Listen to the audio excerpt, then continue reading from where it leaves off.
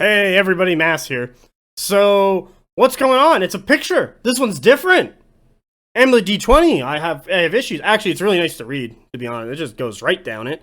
It doesn't give me any stats, but I've played into it enough for Drune to have a good idea of what this stuff does. I'm not going to build it in my phone. I'm just going to look at the things and be like, yep, that's what that does. So, whose list is this? What madman would just submit a picture?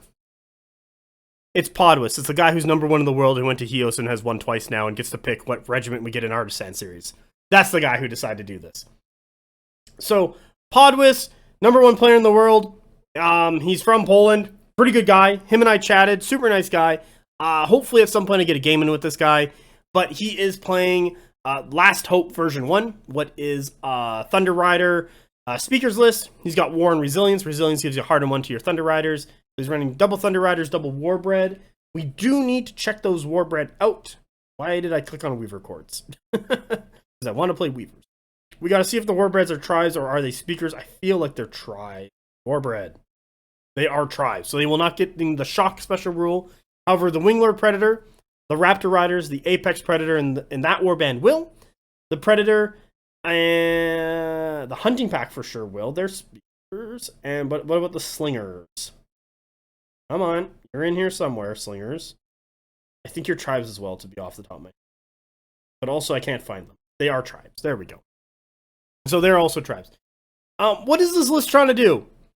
I think this is kind of a classic, like, speakers list. He's probably going to sit back for a bit. He's got the Predator with the Slingers to do some damage, to force some fights, get some range options.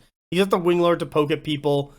He's going to be bringing on the double Thunder Riders and the Apex Predator turn 3. He's got his turn 3 like automatically set up to go. He's got Slingers and Hunting Pack and Raptor Riders for his lights. So is the Predator still have forward force? I think he lost it, weirdly enough. He does have history. What does history do? Unsung Chance turn into Famine. Alright, that's not bad. So I don't think he's going to have too much of a bad reinforcement curve, especially on the lights. And then on for his mediums, it's 2 Warbred and a Winglord Predator. This is only 11 cards, though, so it's much lower, and it's not running, like, huge bricks or anything. So it's just, like, a lot of points in single regiments that's taking up a lot of this. But I feel like it should be bigger. I don't know if there's, like, something more to this list, and I'm just not seeing it because maybe it's, like, it doesn't look cut off. That's the thing. But all I have is a picture to go off of. We could quickly add this up, just to make sure. Because for some weird reason, I feel like there should be more. Nope, it's 2,000 points. Yeah. So what can Podwys be doing with this? I think he's just, to be honest, playing just a classic speakers with Drune list.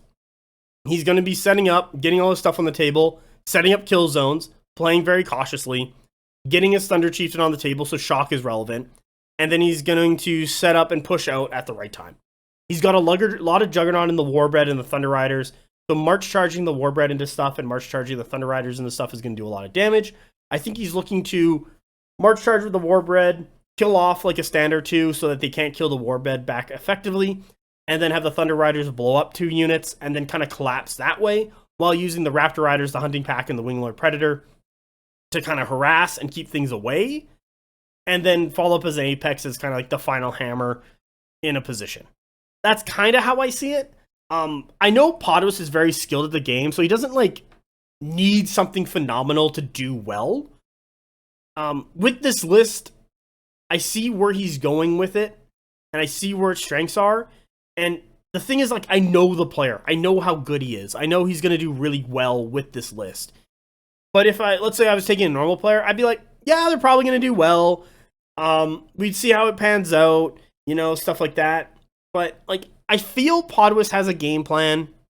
I feel he's going to position really well. And this is really just the basis of what makes Conquest so great, is that the higher skilled player is going to win, even if the list is weaker because of their technical ability in the game. Do I think this is, like, a super crazy... Like, I don't think this is the same power level of his SK list or any of the Aroni lists I saw at Heos. I think this is just kind of like a bread and butter with Drune speakers list, but they took out some Raptor Riders and some Quaddles and stuff and just replaced them with Warbred. What's kind of fine, because Warbred are wound 6, they're D3, R3. They're a bit chonky to deal with. They're, for their stat line and what they do, they're at 180 points. They're a good cost. And that's the only outlier I really see in his list. Maybe the Predator and Slingers, but even then, it's still a lot of shots. They're still good shots. Some issue might be if he's playing into a lot of size 1 stuff. He does have a lot of size 2 and 3 stuff that could be getting in the way. But I also expect Podwys to position in such a way that he can get around a lot of things, do a really good job, do a lot of damage, and win, and just show a lot of skill, especially with Wadroon, because I know the European meta, especially in his areas, they play a lot of Wadroon. A lot of their Wadroon players are very good, and he loves Wadroon. So I think this is just kind of a return to form with him.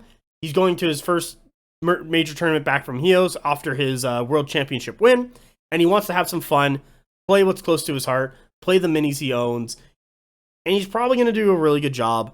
I think his real competition is going to come from Sanix and Emmanuel, maybe a couple of the other people. I'd like to see how well this list plays into that 7 Jotnar list that was spoken of earlier, and just see if he has the tools to deal with that, because I think that 7 Jotnar list might be able to force project in such a way that it can, he'll go in onto one of the Jotnar, another Jotnar will hit, clear it off, and then he'll go in again, and then another Jotnar will hit, clear it off, kind of, back and forth like that.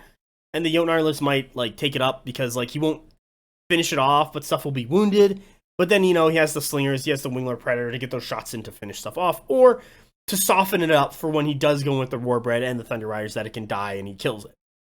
So it's going to be a lot more on the positioning aspect of the game for Podwys to win this event. I think he has a good shot of doing it. It'll be really curious to see what his matchups are and who he played, especially near the end if he's going on a really good streak up to that point, and if he is stopped or if he just wins this one as well. But I would not be surprised if Podwys wins after meeting and talking with him and seeing how he plays the game. He's a phenomenal player. Best of luck to Podwys. I also hope everyone who plays him has a fantastic time because he is a fantastic opponent and player. Next list!